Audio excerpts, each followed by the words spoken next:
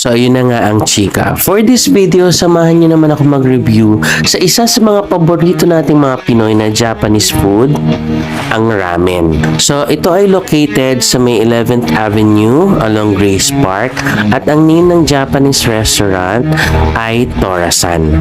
So, second time ko na nga pala rito and ang best sellers nila is yung kanilang mga ramen. So, they also have rice meals, smoothies, at iba pang Japanese dishes.